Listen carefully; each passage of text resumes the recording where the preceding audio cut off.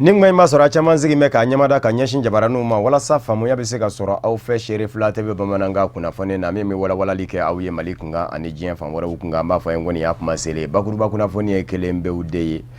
Mali silamɛ diinɛ ɲɛmɔgɔw ka fara ɲɔgɔn kan jɛkuluba groupement des leaders spirituels musulmans du Mali bolofara min bɛ sigida 2nan na commune 2 u ye a lajɛ ka sigikafɔ dɔ n'u don u ni sigida 2nan sigida ɲɛmɔgɔw ni ɲɔgɔn cɛ kɛrɛnkɛrɛnnen ɲɛna politikimaa minnu bɛ kɔnɔ laadalama minnu bɛ a kɔnɔ bɛn ni basigi bɛ se ka sinsin cogo min ni ka yiriwa boloda sigi kun ye o ye a Seyid Cherif Ousmane Badana Haidara groupement des leaders spirituels musulmans du Mali Mali silamɛ diinɛ ɲɛmɔgɔw ka fara ɲɔgɔn kan jɛkuluba ɲɛma kunbɛn a kɛnɛ kan bamanankan kunnafoni na kumaba ye nin kelen de ye min ni sɔnni walawalali bi kɛ aw ye a kunkan aw dangana.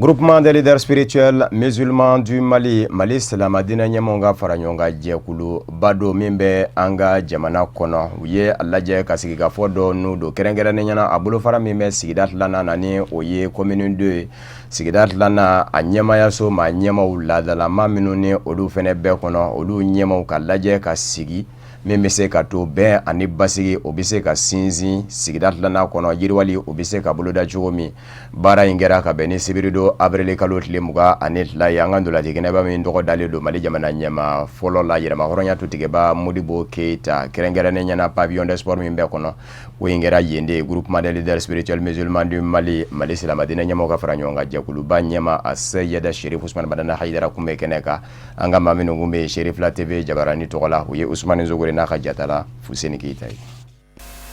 Ni sigi mun labɛnna groupement des leaders spirituels musulmans du Mali a ka bolofara min bɛ sigida 2nan na o fɛ a lawulila kama ka se ka sigida ɲɛma maa 2nanw u ladɔnniya groupement ka baara ni a ka laɲiniw na ka taa se sababu minnu nana ni groupement sigili ye sen kan kabini san 2011 waatiw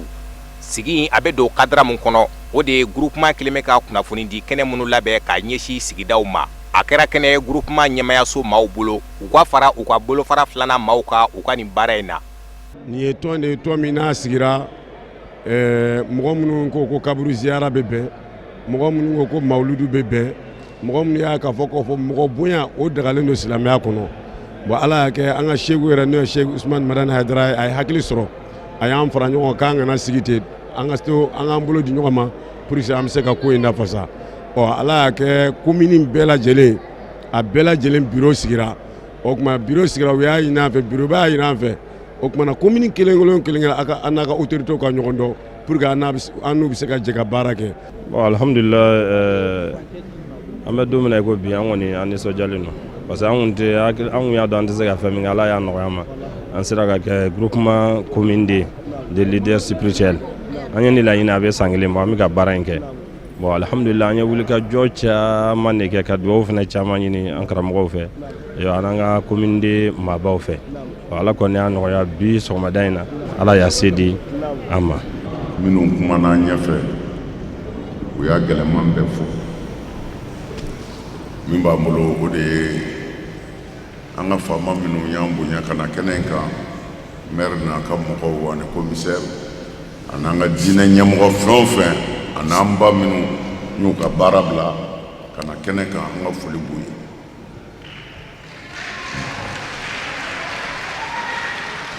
O kɔfɛ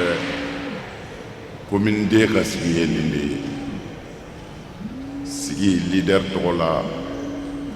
jɛkulu min bɛ commune 2 la an filɛ olu de ka kɛnɛ kan bi sɔgɔmada in na an b'u yɛrɛ fo ka cɛsiri la an'u ka jija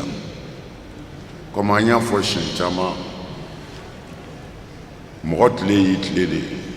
min kɛra i ɲɛfɛ i tɛ ɲininka o la min b'i kɔfɛ i tɛ ɲininka o la min kɛra i ɲɛna i b'o de lakali ala ɲɛna o la jamana in ala y'an bɔ yan de an tɛ se ka yɔrɔ si sɔrɔ bilen min ka bɔ an bolo ka tɛmɛ ala y'an kɛ yɔrɔ min ka ye kan o kumana an bɛ waso ka wasa ko ala y'an kɛ maliyɛn ye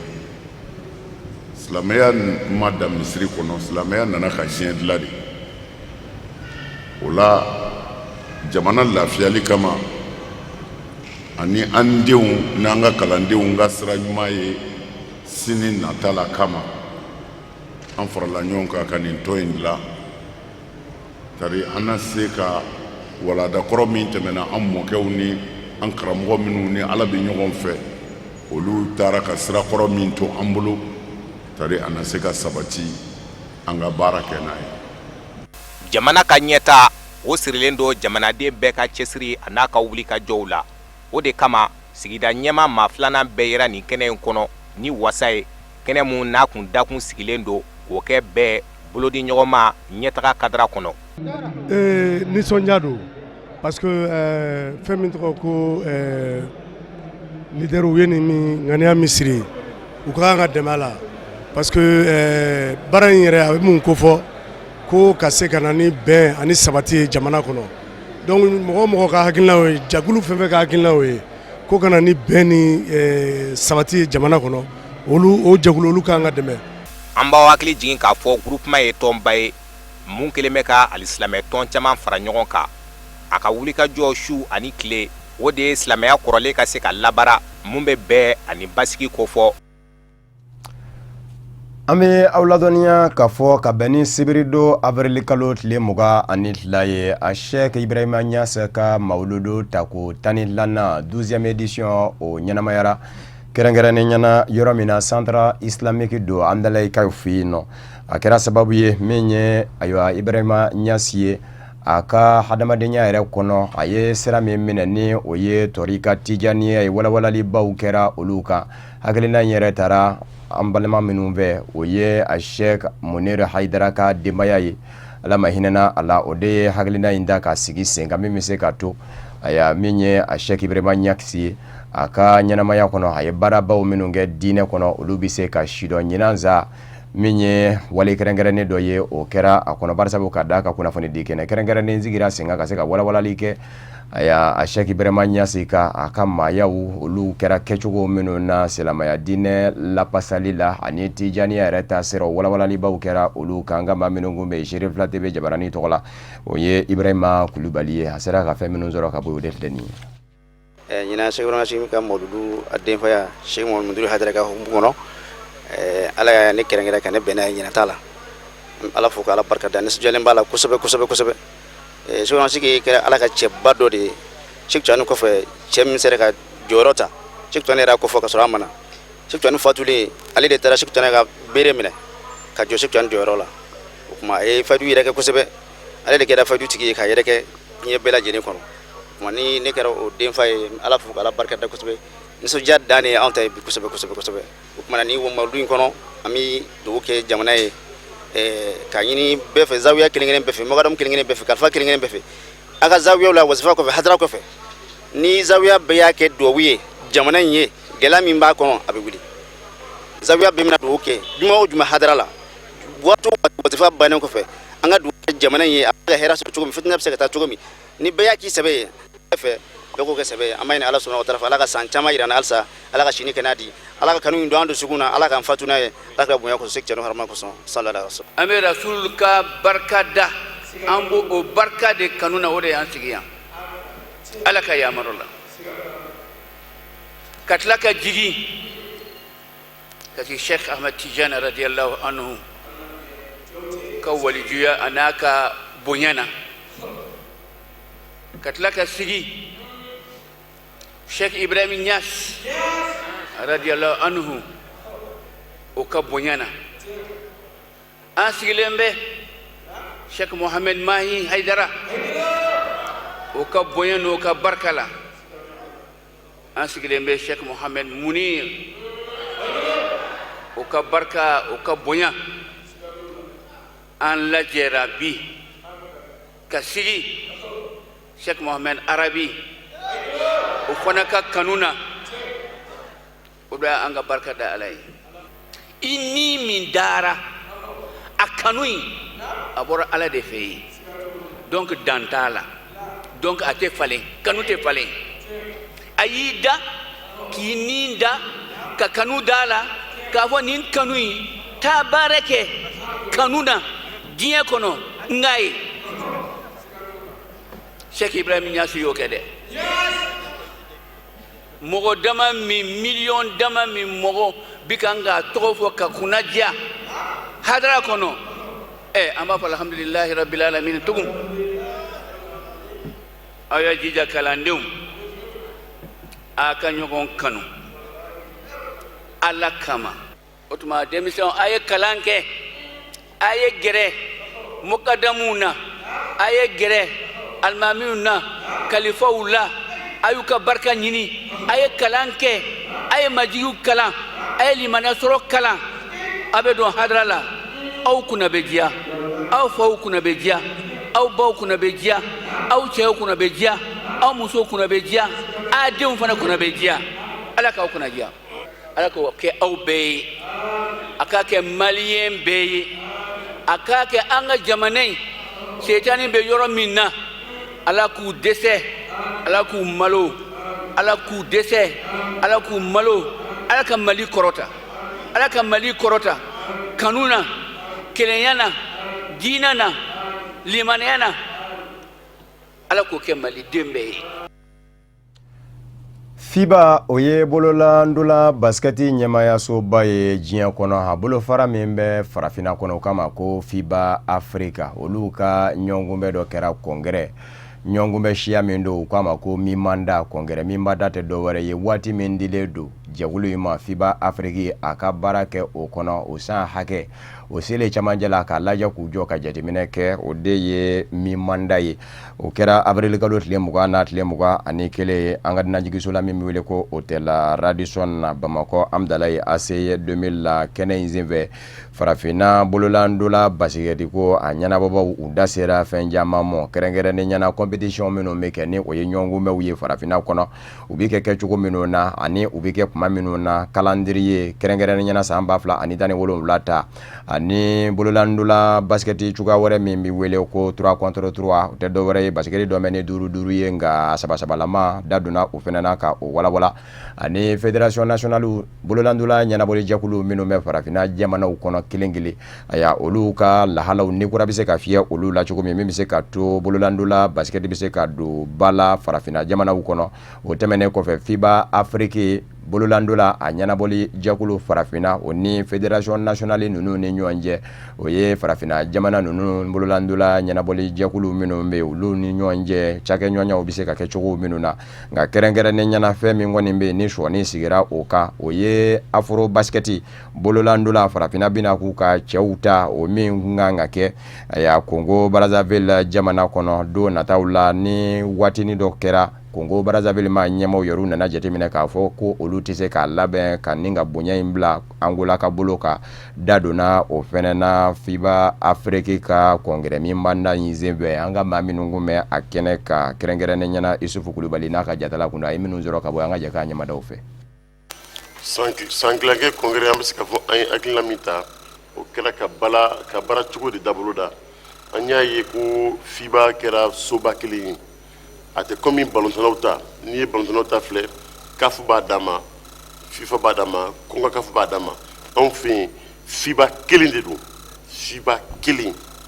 n'a bɛ fɔ o ma FIBA monde o kelen de bɛ yen yɔrɔ tɔw bɛɛ ye zone dɔrɔn de ye zone dirigée par un directeur donc o kama ka taa coupe du monde bɛna kɛ Chine jamana kan san 2019 donc FIBA ye tagabolo kura de ta. O taabolo kura ye mun ye an y'a ye farafina jamanaw hali tubabu jamanaw yɛrɛ u ka joueur dɔw bɛ yen u tɛ se k'a sɔrɔ n'i ye faransi filɛ faransi b'a fɛ k'a ka américain sɔrɔ mun bɛ NBA la u tɛ se k'a sɔrɔ ni anw filɛ anw ta minnu bɛ faransi ni Espagne ni Turquie ninnu na an tɛ se k'a sɔrɔ donc u ye fenêtre de dayɛlɛ o fenêtre kɔnɔ championnat bɛ jɔ ni championnat jɔra coupe bɛ tan les coupes du monde et les coupes d'Afrique olu bɛ tan o période de kɔnɔ donc a bɛ komi ballontan n'aw b'a kɛ cogo min na championnat bɛ jɔ ka éliminatoire tan donc an fana bɛna taa o système de la donc an bɛ ka o compétition de taabolo ɲɛ yɛlɛ ɲɔgɔn na mais basket a ka misɛn a règle ka ca ce qui fait que an bɛna séminaire de kɛ presque de pour que presque mɔgɔw ka faamuya ka to an bɛ séminaire de la tan nin t'a bannen fɛnɛ an bɛ tila ka taa à Hong Kong FIBA monde yɛrɛ ka congrès mi manda la ka taa a tɔ laban ye an kumana mun wɛrɛ fɛnɛ kan an kumana tableau kura min bɛ n'a bɛ fɔ o ma ko 3 contre 3 yɔrɔ basket ye 5 contre 5 de ye nka basket kura bɔlen don n'o ye 3 contre 3 ye a bɛ jouer kan kelen dɔrɔn de kɔnɔ a tɛ jouer kan fila kɔnɔ a bɛɛ bɛ jouer kan kelen dɔrɔn de kɔnɔ donc a règle ka gɛlɛn a ka ca FIBA y'a demandé pour k'a kɛ discipline olympique ye ayiwa ni ala sɔnna ma a tɛ tɛmɛ 6 mois kan yɛrɛ o kuma bɛ na kɛ a bɛna taa en discipline olympique donc on va le jouer en Jeux olympiques Mali la n'i y'a filɛ sisan anw y'a baara daminɛ a ka ca ka tugu an ye Coupe d'Afrique temps la yan zone 2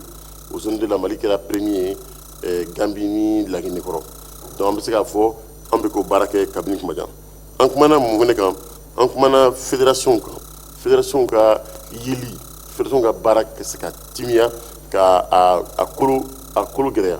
ka tugu n'i y'a filɛ an minnu bɛ fédération na bi baara wɛrɛ b'an bolo an tɛ se k'an ka baara bila kuma bɛɛ k'an bɛna fédération baara kɛ donc FIBA ko fo ka mɔgɔ de ɲini mɔgɔ min bɛ kɛ salarié ye mɔgɔ min bɛ kɛ baarakɛla ye sara de bɛ d'a ma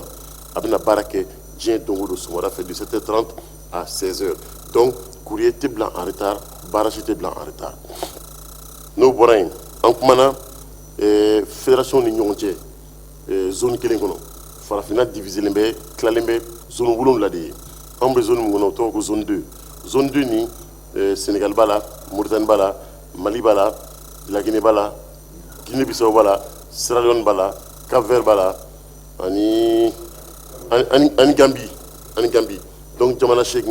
mais n'i y'a filɛ jamana 8 ninnu na jamana 4 dɔrɔn de bɛ na an ka compétition kɛ o jamana 4 ye mun ye Mali Sénégal Cap Vert ani Laginɛ donc an b'a fɛ ka fɛɛrɛ de kɛ sa walasa compétition la pays wɛrɛw kɛ na o de b'an sɛnsɛn ka se diɲɛ fan wɛrɛ kunnafoniw lasɔrɔli ma Niger jamana kɔnɔ Niger ma ɲɛmaw ni lɔkɔlidenw ka lapasa jɛkulu kungɛnkun bɛ ka ɲɔgɔn sɔrɔ u bɛ ɲini ɲɔgɔn fɛ Musa bawo Niger ma ɲɛmaw jɛna ni lɔkɔlidenw ka lapasa jɛkulu ka laɲiniw bɛɛ lajɛlen ye kunnafoniw ye a jira k'a fɔ dantigɛli in kɛra Nigerikaw ka jabaraninso yɛrɛ de la ka jira k'a fɔ bɛn sera ka kɛ Niger lɔkɔlidenw u ka lapasa jɛkulu ni jamana ɲɛmaw ni ɲɔgɔn cɛ fɔ jɛkulu kɛrɛnkɛrɛnnen yɛrɛ bɛna sigi sen kan u ko jɛkulu min ma ko commission indépendante maa 10 ani maa 7 de bɛna ɲɔgɔn sɔrɔ a kɔnɔ an bɛ aw ladɔnniya k'a fɔ o jɛkulu in ka baara bɛna kɛ sɛgɛsɛgɛli de ye avril kalo tile 10 tɛmɛnen wulikajɔ min kɛra lɔkɔlidenw fɛ ni maa kelen bɔnɛna a nina u la ko min y'a to ni lakana tigilamaw ye o bɔnɛ a nina maa min kɛra kɛba ye a tigilama bɛ se ka sɛgɛsɛgɛ k'a bila kiiri ka bolo ka jɛkulu min sigilen filɛ nin ye sen kan kunnafoniw ye a jira k'a fɔ lɔkɔlidenw ka laɲini kun don u kɛnkun bɛ k'a jira k'a fɔ walasa olu ka sɔn ka don kilasi kɔnɔ ka kalan daminɛ fɔ nin jɛkulu in de ka sigi o de y'a to jamana ɲɛmaaw fɛnɛ ma ko bila dagurinda la u ye jɛkulu in sigi kunnafoniw fɛnɛ ye a jira k'a fɔ jɛkulu in kɔnɔma ninnu ni maa 17 don nataw la a tɛna mɛn bilen dɔw ko juwafuranjɛ nata yɛrɛ aya u mana kɛ diinɛ min na o diinɛ kitabu na di u ma n'o kale o ka ni silamaw don n'u kale kuranna kan ni chrétien diinɛ maaw don n'u kale bibiliw kan walasa sɛgɛsɛgɛli in bɛ se ka kɛ jɛlenya kɔnɔ cogo min jamana ɲɛmaw ye a jira fana k'a fɔ lɔkɔlidenw ka wulikajɔ kun ye fɛn min fɛnɛ ye ni o ye u ka tɔrɔmɔɲɔ ye burusi o min kun digɛlen kun don ko ni ala sɔnna ma ko sibiri nata ko bɛɛ lajɛlen bi di u ma aya min ye laɲini wɛrɛ kun bɛ lɔkɔlidenw kun y'o finifin fɛnɛ kɛ o ye lɔkɔliden minnu ni olu kɔni bilama joginnen don olu fɛnɛ ka furakɛ jamana ɲɛmaw fɛ o tɛmɛnen kɔfɛ kalansow minnu ma se ka jɔ wali kelen minnu kun bɛ ka jɔ ni u jɔli kun dabilara jamana ɲɛmaw y'a jira k'a fɔ u b'o fɛnɛ jɔli baaraw daminɛ wa ni ala ye se nɔgɔya u ye u n'a lajɛ kariw minnu bɛ bila lɔkɔlisow la sanfɛ kalansow universitéw u n'olu ɲini k'olu bila lɔkɔlidenw ka bolo kan yanni bi cɛ lɔkɔlidenw kun ye laɲini dɔw fɛnɛ kɛ minnu sabatira jamana ɲɛmaw fɛ o ye u ka maa ɲɛma 4 ɲɔgɔn na minɛnen kun don jamana ɲɛmaw y'olu bila lɔkɔlidenw kun y'a jira fana k'a fɔ minisiri min ɲɛsin bɛ sanfɛ kalanso ma ni o ye Mohamed Ben Omar ye o fɛnɛ ka taa ka bɔ minisiriya la Mahamadu Isufu y'o fɛnɛ wuli avril kalo tile 19 o b'a jira k'a fɔ gwɛlɛya min kun bɛ jamana ɲɛmaw ni lɔkɔlidenw ni ɲɔgɔn cɛ nin ye o nɔgɔyalen ye Niger jamana kɔnɔ. Congo RDC Congo Kinshasa de kodo jamana ɲɛma Joseph Kabila chrétien dinɛ ɲɛmaw olu ka jɛkulu de farala ɲɔgɔn kan ka sigi ka fɔda n'u don ani fangasinamatɔw ni ɲɔgɔn cɛ min kɛra sababu ye ka bɛnkan dɔ tɛgɛ nɔ bila ka bɛn ni 31 ye décembre kalo tile 31 tɛmɛnen a waleli de kɔni kɛ mɛ karatata ye ka sabu kɛ maaw ma se ka ɲɔgɔn faamu a wale cogo la o de kɔsɔn kɔsa in na jamana ɲɛma Joseph Kabila ye maa min sugandi k'o kɛ minisiri ɲɛma ye Bruno Tchibala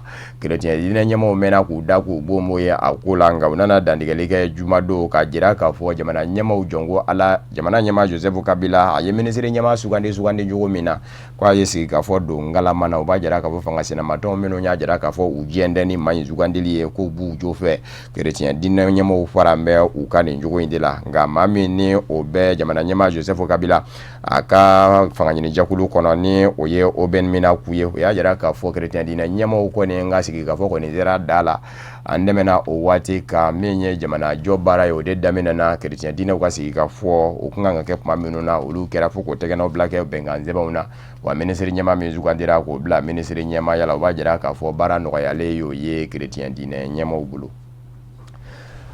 o Congo Kinshasa jamana kele kono jinsirigana ni tomba Nations Unies ka hadamadenya deme kebawye ajira ka fo ukasekesekalu ye ayira ula ka fo yoro mimiwele ko kazai marado maramini anichia baraka bunyambe kwa sada ina jalaki tambe ka nyeshi jamana nyama Joseph Kabila ka fangamo kerengerani yana akasurasi ukafo ubeka maubona unina yoro mina ni dingeba ubeka ye dingeba mino ni uwele ko fosko minu ka mau ba debe fani ngata ubela jeleke dingekele kono ka datuku udala ka soro mama wa kalamo aya ko yoro ina ko wilika jo mino ni olu kera ko o kera sababu ye kama chama mbone anina kerengerani nyana ko kaza imarala ko maminu ngeme kusi yoro bla kwa kacha ama kumiti jo ma million ngile na ko nga kwa bilama kwa mabi nyine katijo ma million nzabanyo na meno nyu sigi yoro bla yoro ina ka sabuke lakana balia mini onyonya nedo ayoro la ambi abladonia ka fo jenseligana ni tomba Nations Unies ka hadama denya hage jatimina jekulu segasegali kala ma bla nyona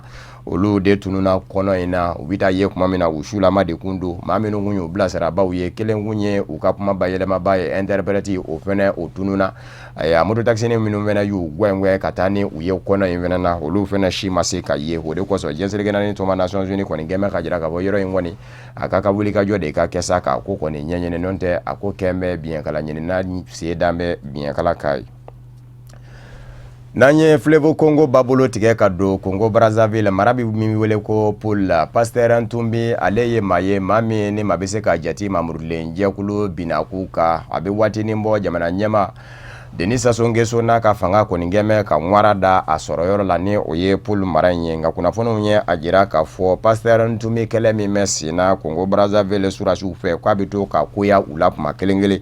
ka sabuke kwa sada ina minye jado yeko odara Pasteur Ntumbi ka kelecho fe Congo Brazzaville surashu ye mingera sababu ye kama chama ngoni mbone anina ami awla dunia ka fo Pasteur Ntumbi ere anoboli ka kele Congo Brazzaville ma nyema fe osorola abrele kalotli nani sa 2016 sangu kumamena ni Congo fa bala Brazzaville kerengere ninyana aya akindola awurudu yamba fe muguni kisema nga bora ye kabini okera jamana nyema okasekesekele ke jekulu minumbe uluka sekesekele ya yira ulaka poni ndema were no e Pasteur Ndumingo barasa bukadaka ale furadama akoni ngeme kama murutile nya ko faride dawo kuma na wulika jode damena na adnofesa aya kungokolo mi na dukumbe okona ni oye pulu marako ni nye surashi nunu ngoni meka yin larawe nga abrele kalot letani wolon lana letani nzegi anaka nyangma utara bi jado dale kono Pasteur Nduminga kele chofe minu miwele ko ninja nsilu lusu aya kera sababu ye kama chama mbone anina barasa bukadaka Serge Michel Ozoki ni aleye parti Congolais du Travail Denisa Songeso ka fanga ni jakulu babu sendige ya ira ka fo aya ukama uko ni mbira jako ngama hage mimbona na anina uko ni maseka shiro nga shire ya jira ka fo abita mata ani masegi nyona na cheri mungala ni oye Congo Kinshasa jamana nyama ya so babu sendige ya ira ka fo kele mi mesi na pulu kono Congo kono na kele de do ko kuma kwa ka donga fo akele manogo kuma ni jadura ka dasura su nyefana ko do ni turako ofene manga bala mana Faransi jamana kono jamana kundigisiki kalata obike dimashi kari avril kalot le muga ani saba mataningile nyona de keme ki kambo olula dangoroba sudanzo oluye maduru meno Faransi ka de mena laje kata sukandili ke olu de ni nyonje nga yani kalata ere doche dimashi ami awladoniya ka fɔ min ye wale dɔ ye o ye Faransi jamana sɔrɔ barisabu ka da ka État islamique bamaji jɛkulu tɔnden dɔ ye mugu dayɛlɛ ka ɲɛsin polisilaka dɔw ma nka walasa faamuyaw bɛ se ka sɔrɔ kow la François Fillon ale min ni novembre kalo tile 27 san 2016 ale ye mɔɔw ka jatew ɲaami u bolo ka sabu kɛ a ka fanga ɲini jɛkulu Nicolas Sarkozy ka fanga ɲini jɛkulu kɔnɔ ni o ye la républicain mɔɔw ye ale kun jateminɛ kun bɛ k'ale kɛ maa sabanan de ye ni nako k'a bi kɛ nka mɔɔw taara bala mun na ale sina ka bɛɛ lajɛlen bi a ye Sarkozy bi a ye Alain Juppé bi ni ka ɲɛko minɛ ka kɛ les républicains cɛbɔ ye an bɛ taa bala fɛn min na ɲuɲu ni ɲɛɲa wulila nɔfɛ k'a fɔ tuma min na a bɛ wasadenya la a ye jɔyɔrɔ dɔ di a furumuso ma u k'o ma ko affaire Penelope san 8 kɔnɔ o tun bɛ ka nafolo cɛ baara dɔ sara ye baara min n'a tɛ ka kɛ o kɛra sababu ye k'ale kɔni sɛbɛkɔrɔ lanɔgɔ bi François Hollande fɛn min fana ma deli ka kɛ Faranzikaw ka nin fanga in kɔnɔ ni o ye nin république in ye François Hollande fana y'o kɛ décembre kalo tile gale san 2016 a sina ka jira ɲamana jabarani na k'a fɔ a t'i kanbɔ a ko a ka dalu ye fɛn min ye n'a tora k'a fɔ k'a bɛ kanbɔ bɛɛ ko a ma da la ko a bɛ ɲɛ ka sababu kɛ a tɛna se ka mɔgɔw sɔrɔ minnu bɛna fara a ka baara ɲɛ a bolo ko kumana ko a bɛ i to a ka manda kelen in mɔ maa wɛrɛ min fɛnɛ bɛ yen nɔ ni o ye mɔɔw kɔnɔ wa jatew la o ye Benoît Hamon ye François Hollande ka fanga ɲini jɛkulu kɔnɔ Manuel Valls min kɛra François Hollande ka ministre ɲɛmaa ye ni maa caman kun hakili la k'a fɔ ale ye dankɔrɔba ye mɔgɔ bɛ taa bala fɛn min na Benoît Hamon yɛrɛ min kɔni kun dɔn kun tɛ diɲɛ bɛɛ lajɛlen fɛ o de ye Manuel Valls bi ka kɛ cɛbɔ fɛnɛ ye o fɛnɛ ye mɔgɔw kɔnɔ guwa nka min ye Canard d'Enchaîné ye ni o ye kunnafoni jariso ye gafe ye Faransi jamana kɔnɔ o de nana ɲuɲu ni ɲɛɲa wuli ka ɲɛsin François Fillon ma ni ka a kɔ bɔ fiɲɛna ka jira k'a fɔ euro wari dalasi 500 ɲɔgɔn na san 8 kɔnɔ k'a y'o de puruti k'o bila muso ka bolo ka baara dɔ ye a kun tɛ ka min kɛ a y'a Benoît Hamon ni o ye François Hollande ka fanga ɲini jɛkulu cɛbɔ ye ale kun b'a fɛ ni ka lajɛ ka sira kɛ kelen ye ni Jean-Luc Mélenchon ye n'a ma ɲa k'a fɔ politique bɛna k'u kan u bɛɛ lajɛlen bɛ ɲɔgɔn sɔrɔ yɔrɔ kelen na ni u kama ko gauche olu fɛnɛ ma se ka sira sɔrɔ barisabu ka da kan jɔn b'a to jɔn ye jɔn b'i kanbɔ jɔn b'i diɲɛ dɛmɛ u ma se ka bɛn u ka bɛɛ taara i dama fan a y'a Marine Le Pen ni ale ye maa min tɛ siyako la kɛrɛnkɛrɛnnen ɲɛna farafin wali kelen dunanko la ani diinɛko la ale fɛnɛ bilama a bɛ se k'a fɔ ɲuɲu ni ɲaɲa b'a nɔfɛ hali n'a banna ka taa kiiri ɲɛmaaw lamɛn ka sabu kɛ a y'a ko tuma min na ale yɛrɛ fana a bɛ a ka baaraw la ko a n'a kɛ ɲankuma a ye jɔyɔrɔ dɔw di dɔw ma a y'a ni ka min ye nafolow ye k'olu ta cogoya dɔw la minnu ma se ka ɲɛdɔn nka tuma min na ni kiiri ɲɛmaaw mago jɔra a la a banna ka taa olu lamɛn ka jira k'a fɔ sutura berefini ni o ye wasadenya berefini ye ko o biri bɛ ale kan ninnu de sugandi bɛ taa kɛ olu de ni ɲɔgɔn cɛ dimanche avril kalo tile 23 maa min ma na bɛɛ lajɛlen da o bɛ kɛ Faransi jamana ɲɛmaa ye san 5 nata o de fana bɛ dansigi bamanankan kunnafoni na min baarala ɲɔgɔn kan ka lase aw ma kunnafoni di so ɲɛmaayaso fɛ ka bɛn ni nin kuma in ye ka wale ɲuman dɔnbɔli kɛ ka ɲɛsin aw ma Mali kɔnɔ ani Mali kɔ kan aw minnu kɛ kun bɛ ka ɲɛmada ka ɲɛsin jabaraniw ma walasa faamuya bɛ se ka sɔrɔ aw fɛ Chérif Late bamanankan kunnafoni na an bɛ aw fo ka wale ɲuman dɔn laseli wɛrɛ aw ni kafunɛ bakili de bɛ ɲɔgɔn sɔrɔ yan'o cɛ kan bɛ diɲɛ waati wɛrɛ n'Ala sɔnna ma